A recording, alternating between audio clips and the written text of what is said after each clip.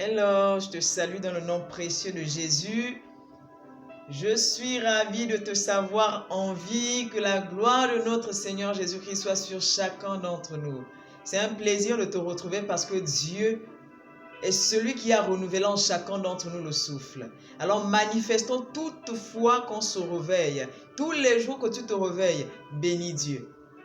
C'est une opportunité de voir tes projets se réaliser, de voir ta vie, bien-aimé, prendre une autre tournure, une tournure bien meilleure. C'est une occasion pour toi de voir tes entreprises grandir. Ceux qui sont partis ont laissé des entreprises, des grandes entreprises, mais après, elles n'ont plus l'occasion de les surveiller, de les mener là où elles pensaient les conduire. Mais toi, Dieu t'a accordé la grâce, le privilège de surveiller, de mener à bien tes actions, de mener à bien tout ce que tu entreprends et tout ce que tu as, bien aimé, projeté de faire. Alors, je te bénis, Saint-Esprit de Dieu, merci pour ta présence, merci parce que tu vas encore nous faire du bien. Honneur et gloire à toi, la majesté te revienne. Amen. Alors aujourd'hui, je te parle des actions prophétiques. Je vais te parler de 3 objets ou de 3, bien-aimés, de 3 choses que tu peux facilement avoir autour de toi pour poser tes actions prophétiques. Déjà, l'action prophétique ici, c'est le fait de concrétiser la pensée que Dieu met dans ton cœur.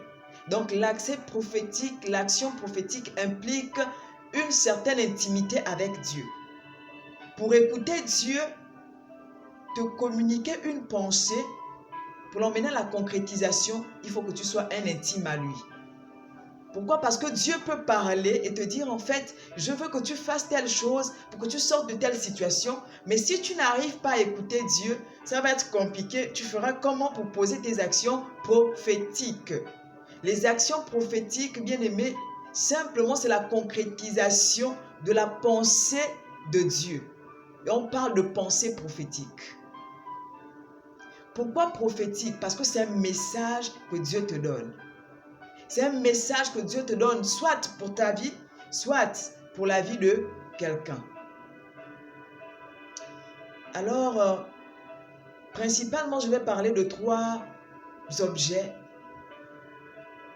qui te permettront de poser des actions prophétiques. C'est important. Entre-temps, je tiens à rappeler que pour poser une action prophétique ou un acte prophétique, il faudrait que tu sois inspiré de Dieu. Pour poser une action prophétique, il faudrait que Dieu t'inspire en fonction de la situation que tu as envie de voir bien-aimé, être résolu dans ta vie ou dans la vie de quelqu'un. Il faut que tu sois convaincu, que le Saint-Esprit te convainc que cette action prophétique apportera la solution. Donc l'action prophétique a pour but d'apporter la solution dans la vie de quelqu'un qui est souffrant, dans la vie de quelqu'un qui est malade, dans la vie de quelqu'un qui traverse les difficultés, qui va d'échec en échec, dans la vie de quelqu'un qui connaît le rejet. Tu peux poser l'action prophétique dans la vie de quelqu'un. Si tu expérimentes le rejet, bien-aimé, tu peux également être emmené à poser des actions prophétiques. Parce que derrière le rejet, il y a un esprit. Derrière un comportement, il y a un esprit. Qu'est-ce qui te pousse à agir comme ça? Tu peux poser des actions prophétiques pour ta propre vie. Alors, il y a des cas, des faits récurrents dans nos églises. Dans nos églises, très souvent, des pasteurs, des prophètes, les apôtres, les hommes de Dieu posent des actes prophétiques, mais parfois ne nous disent pas comment ça fonctionne.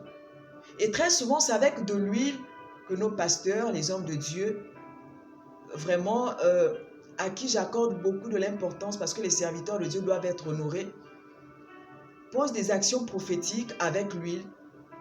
Ils prient pour cette huile, ils prient pour l'onction de la guérison pour cette huile. L'onction de la guérison se déverse et après ils te demandent de oindre cette huile soit sur ton corps, soit sur la partie atteinte d'une maladie quelconque. Et Dieu, au travers de cette action prophétique que le pasteur ou le prophète te fait poser, apporte la guérison. Mais tu ne mets pas la foi dans l'action prophétique que tu poses. Tu mets la foi en Jésus. Parce que lui-même, Jésus, quand il est arrivé, il a posé les actions prophétiques. On va y arriver. Je suis en train d'en venir. Jésus, quand il arrive, il a posé les actions prophétiques. Donc, il faut comprendre aujourd'hui que tu es capable de poser les actions prophétiques chez toi. Tes enfants sont malades. Tes enfants tombent tout le temps malades. Tu peux poser des actions prophétiques pour éloigner l'esprit de la maladie ou encore toute forme d'envoûtement dans ta maison. Alors, 3 objets peuvent être utilisés pour poser les actions prophétiques, notamment l'huile. Pourquoi l'huile? L'huile parce que l'huile symbolise l'onction, la présence de Dieu. Lorsque Saül, le premier roi d'Israël, lorsque le peuple réclamait un roi, Samuel a oint d'huile Saül. Et l'onction de Dieu s'est déversée dans sa vie. Lorsqu'il a oint David, le deuxième roi d'Israël, le même phénomène s'est produit. Il a oint David d'huile.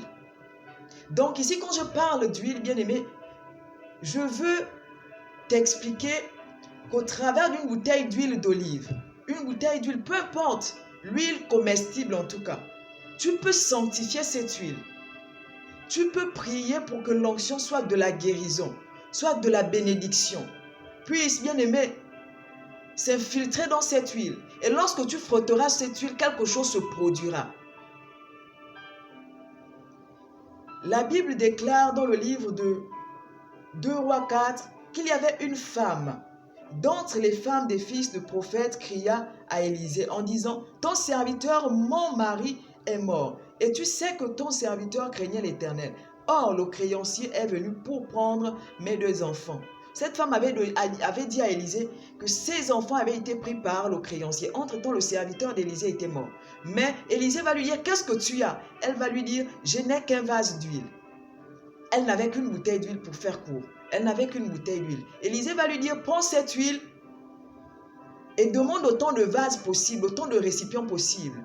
Et lorsque tu vas commencer à utiliser cette huile, prends cette huile, renverse. » Elle a rempli tous les récipients avec une seule bouteille d'huile. C'était là une action prophétique. Elle avait cru à la voix de Dieu au travers de son serviteur. Donc lorsque Dieu te parle pour poser une action prophétique, bien-aimé, ne doute pas, fais-le. Lorsque tu as des enfants qui tombent tout le temps malades, tu peux sanctifier l'huile d'olive. Tu peux sanctifier l'huile d'arachide. Tu peux sanctifier une huile. Mais de préférence, c'est l'huile d'olive. Donc tu sanctifies cette huile, tu mets l'onction de la guérison à l'intérieur.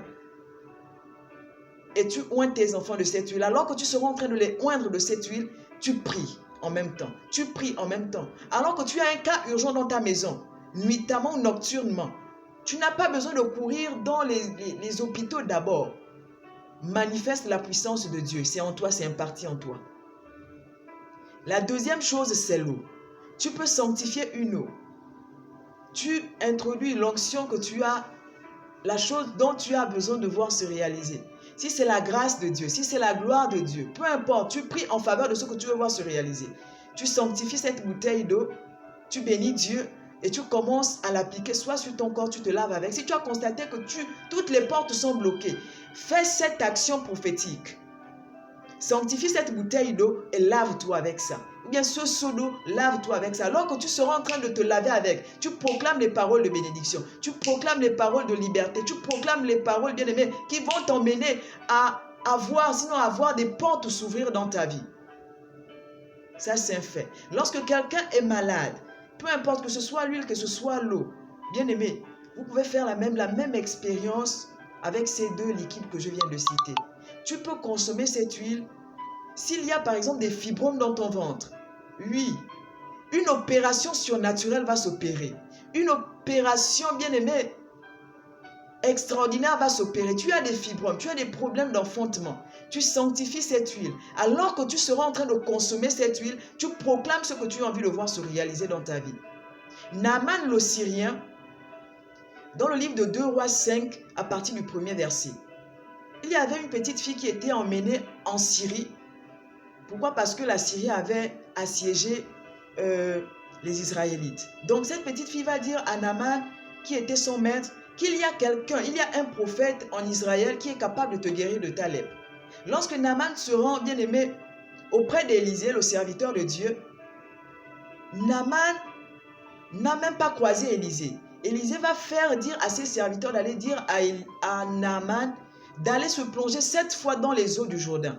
Et sa chair, il était lépreux. Pardon, Naaman était lépreux. Et il redeviendrait pur. Il a commencé à bouder, il voulait, mais après, il a obéi. La 6e fois, rien ne se passe. La 7e fois, cet acte prophétique a fonctionné, il est sorti de là tout pur. Donc, Dieu peut enlever la malchance avec une action prophétique. Ne va pas chez l'inganga laver le corps. Fais les choses de Dieu. La spiritualité n'a pas commencé avec l'inganga. La spiritualité n'a pas commencé avec le diable. Le diable est un imitateur. Aujourd'hui, tu as certainement envie d'opérer dans une dimension surnaturelle. Fais confiance à Dieu. Donc, autre chose, c'est le sel. La Bible me dit que tu es le sel de la terre. Si le sel perd sa saveur, avec quoi la lui rendront-on? Donc, considère ici que tu peux utiliser également le sel pour opérer dans les actions prophétiques. Ce n'est pas pour rien que vous voyez les commerçants parfois utiliser le sel pour asperger afin que les mauvaises ondes puissent disparaître. C'est, bien aimé, c'est de Dieu. Ne te dis pas, mais comment un chrétien? Non, c'est de Dieu. Le diable est un imitateur. Si les sorciers font certaines choses et que les enfants de Dieu ignorent, on doit se réveiller et rentrer dans le domaine de Dieu. Réveillons-nous et rentrons dans le domaine de Dieu. Évitons d'être, bien-aimés, malmenés. Évitons de souffrir tandis qu'on a la solution entre nos mains. Évitons de souffrir. La gloire de Dieu soit sur chacun d'entre nous. Si tu n'es pas encore abonné, abonne-toi. Et like, partage. Aide-moi à parler de Jésus. Aide-moi à sauver des vies. Aide-moi à annoncer l'évangile au maximum, s'il te plaît. Jésus est merveilleux. Il est vivant, il est mort et ressuscité pour toi. La gloire à Dieu. Je bénis ce Dieu merveilleux. Merci Seigneur. Merci Seigneur. Alors dorénavant, pose des actions prophétiques pour voir les choses se manifester dans ta vie et s'opérer efficacement. Dieu est fidèle. Gloire à Jésus. Nous bénissons Dieu pour sa fidélité. Alléluia.